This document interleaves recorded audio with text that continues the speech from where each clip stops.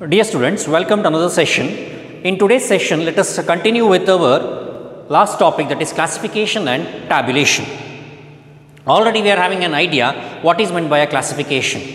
So, classification helps us to reduce the bulk of the data. So, if the data collected for our investigation is too big, very voluminous, then it is difficult for the decision maker to take up any decision or to make up any policies. So, you need to condense the data. The condensation of the data can be done with the help of classification and tabulation.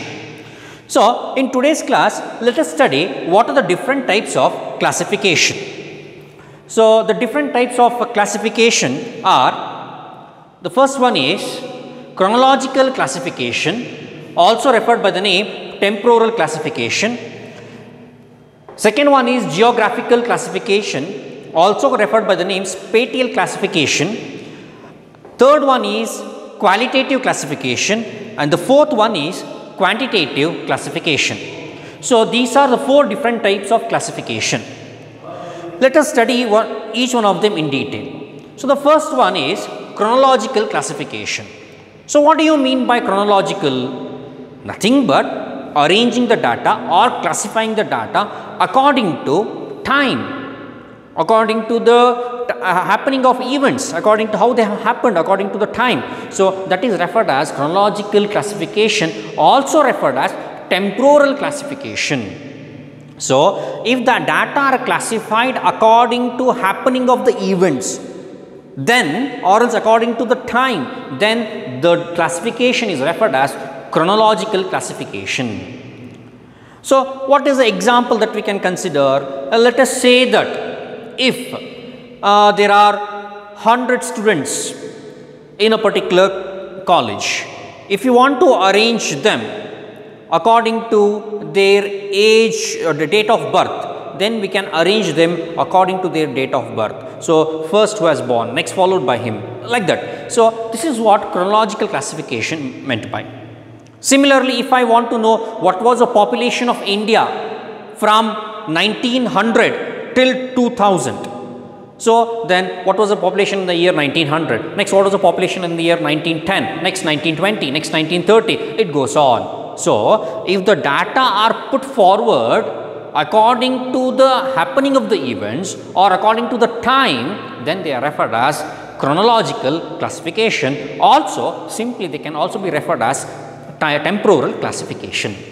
So, let us go through the definition. If the data are arranged over different period of time, so you are not going to club them into one time period, they are arranged into different time periods, then the type of classification is called chronological classification.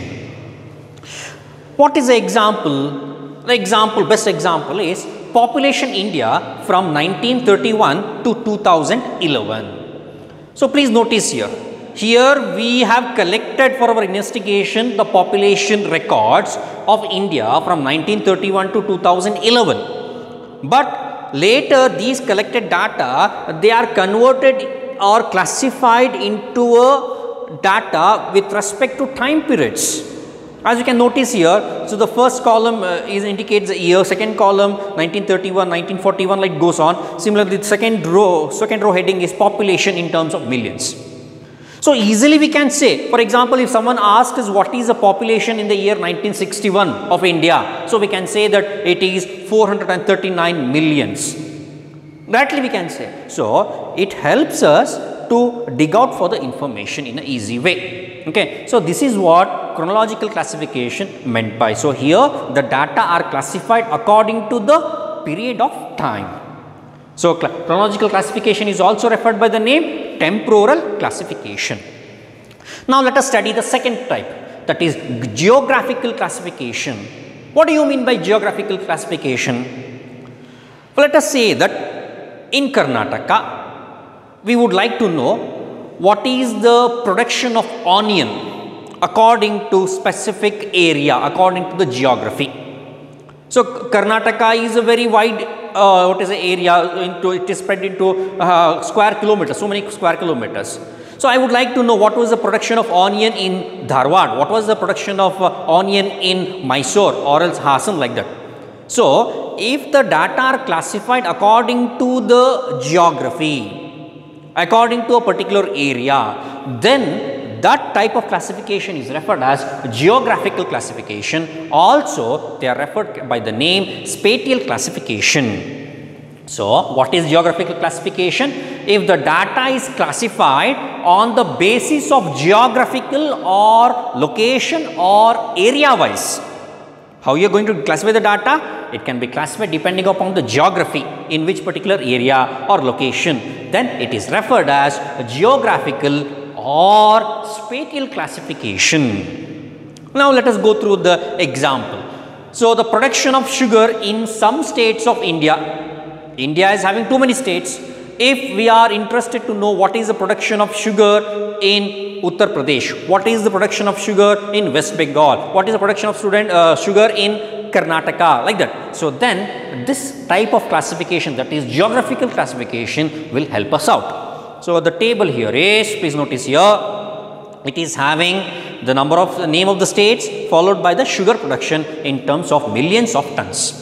Aram se we can say in Uttar Pradesh there are 55 million tons of sugar produced. Similarly, in Bihar 20 million tons of sugar produced, like that. So, it is an easy way. So, if you are splitting the data according to the area, according to the location or according to the geography, then it is referred as geographical classification or also referred by the name spatial classification.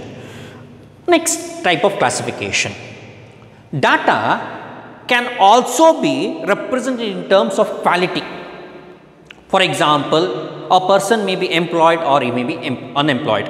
A person may be literate or illiterate. A person may be male or female. So, if a data need to be arranged or classified depending upon an attribute, depending upon a qualitative characteristic, then such classification is termed as qualitative classification.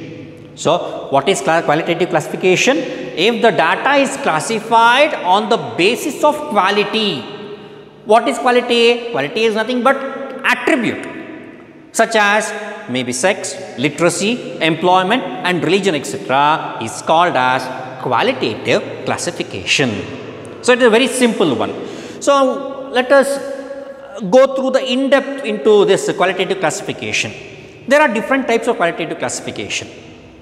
If the classification of the data happens on only one characteristic, only one attribute, let us say for example sex.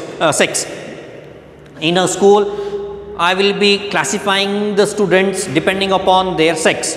How many of them are boys, how many of them are girls, that is male and female. Similarly, if I am going to classify a community people depending upon how many of them are literate and how many of them are illiterate, then it is referred as simple classification. If the classification of data is done on only one characteristic or only one attribute, then that particular type of classification which comes under qualitative is referred as simple classification. So, what is simple classification? Classification of units on the basis of a single characteristics. On a single characteristics is simple or one-way classification. Next example, as you can notice here, I have classified the residents of a particular community, particular area depending upon the occupation what they are in. So, as you can notice here, I have considered occupations. Some of them are office assistants, some of them are businessmen, some of them are teachers, bank employees, it goes on. So, and on the another column I have considered number of residents, how many of them are in a particular area, how many of them are office assistants, how many of them are businessmen. So, if the classification is here, how I am consider the classification, it is considered based on only one particular attribute, only one particular characteristic, that is what is their occupation. Are they a businessman? Are they a teacher? Or they a doctor? On only one parameter, I am classifying this, though it is referred as simple classification. Okay. Next one is dichotomous classification.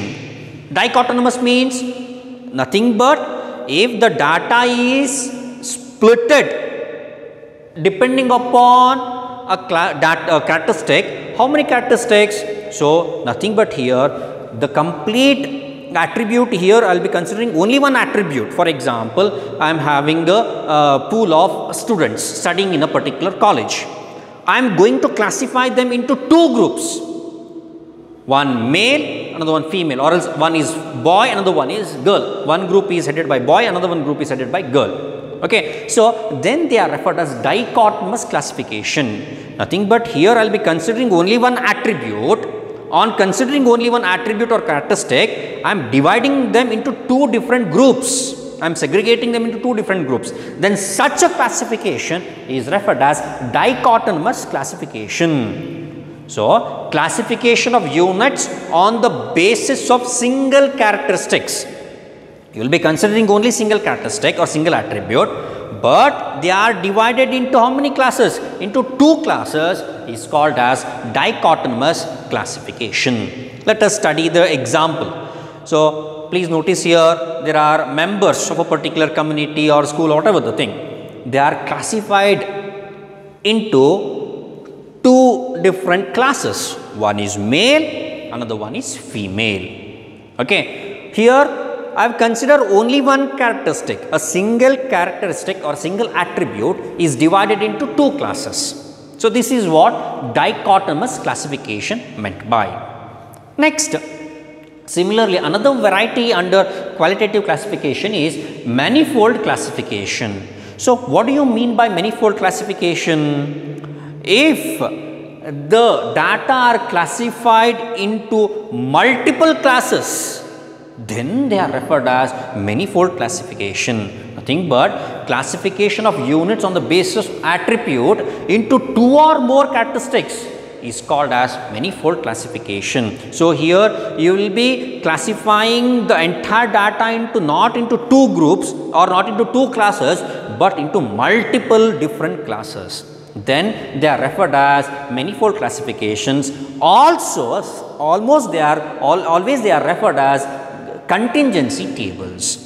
Okay. So, manifold classification is also popularly they are also referred by the name contingency table. So, what is manifold classification? Classification of units on the basis of attributes into two or more characteristics is called as manifold classification. Also, they are referred as contingency table. Let us study an example. As you can notice here, I have classified the population of a particular community or a particular area. How I have classified them? Not into two classes, but into multiple classes. Please notice here. First, I have classified the population into two classes, men and women. Further, men are classified into two, literate, illiterate. Again, further, literates are classified into two, employed, unemployed. Same thing I have done with the illiterate people. I have classified them into employed and unemployed. Further, in employed, I have classified into married and single. So, here you can observe the data is classified not into only two classes, but into two or more classes or groups. Then they are referred as manifold classification. These type of tables, they are referred as contingency table. Okay. So, this is what we have studied with qualitative classification. The next one is quantitative classification. What do you mean by quantitative data? The data which you can measure. So, such data are referred as quantitative. So, for example, height, weight, number of apples in a particular box, or number of people living in a particular in a college, number of students studying in different classes. You can quantify them, you can measure them. Then such a classification is referred as quantitative classification. So, what is quantitative classification here? The classification of units on the basis of quantitative characteristics or variable. We know that quantitative characteristic is called as variable, qualitative characteristic is called as attribute. So, the classification of units on the basis of quantitative characteristics such as height, weight, age in year, etc. is called as quantitative classification. So, let us study an example. Please notice here, height of the students, they are of different height.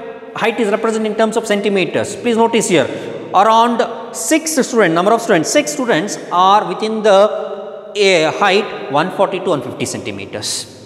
Similarly, 24 students are within the range of 150 to 160 centimeters. Similarly, 18 students are within the range 160 to 170 centimeters. So, here how I have classified them? Here I have classified them depending upon their height. Here I am having some measuring quantity. Depending on those measuring quantity, I have classified the entire data. So, this is what quantitative classification meant by. So, in today's class, we have discussed regarding what are the different types of classification of data. So, there are 4 different types of classification of data. The first one is chronological classification, also referred by the name temporal classification. The second classification is referred as spatial classification, also referred by the name. What is another name for spatial classification? It is nothing but we are arranging them into different areas, how they are split into areas. So, that is referred as spatial classification. Followed by that, next one is qualitative classification, depending upon the quality, that is nothing but attribute. And the fourth one is quantitative classification, depending upon the measurable quantity, nothing but variable. So, with this I am going to end this video. Thank you.